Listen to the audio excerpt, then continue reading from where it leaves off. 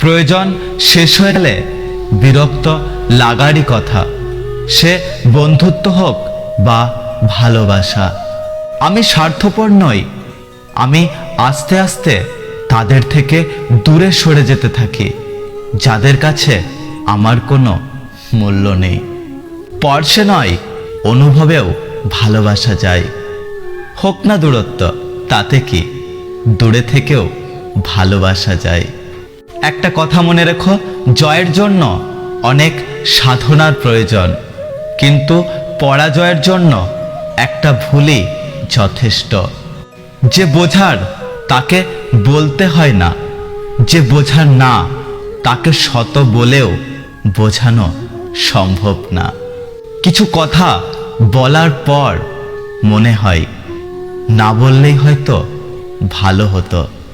আমরা ভাবি ভালোবাসার মানুষকে বেশি ভালোবাসলেই সেও বেশি ভালোবাসবে, কিন্তু এমনটা করতে গিয়ে সে নিজেই সস্তা হয়ে যায়, আর অপর মানুষটা দুর্বল ভেবে তাকে বারবার আঘাত করে। জীবনে অনেক কিছু শিখলাম, শুধু স্বার্থপর হওয়াটা শিখতে পারলাম না। মিষ্টি প্রেম তো সেগুলোই যেখানে ভালোবাসার মানুষ এবং বেস্ট ফ্রেন্ড একজনই হয়। মানুষ আর সমুদ্রের মধ্যে একটা দারুণ মিল আছে, তা হলো দুজনের জীবনেই জোয়ার ভাটা লেগেই থাকে। কাউকে যতই কাছ থেকে চেনো না কেন, কখনো নিজের সব কথা মন খুলে কাউকে বলো না, কারণ এ জগতে বিশ্বাসের দাম কিন্তু সবাই দেয় না।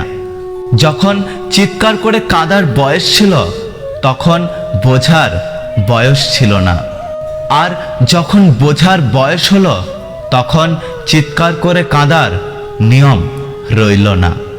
সম্মান যদি করতেই হয় তাহলে গুণ দেখে করো, ধন সম্পত্তি দেখে নয়। বিশ্বাস যদি রাখতেই হয় তাহলে নিজের উপর রাখো, অন্যের উপর নয়। বিয়ে যদি করতেই হয় তাহলে চরিত্র দেখে করো।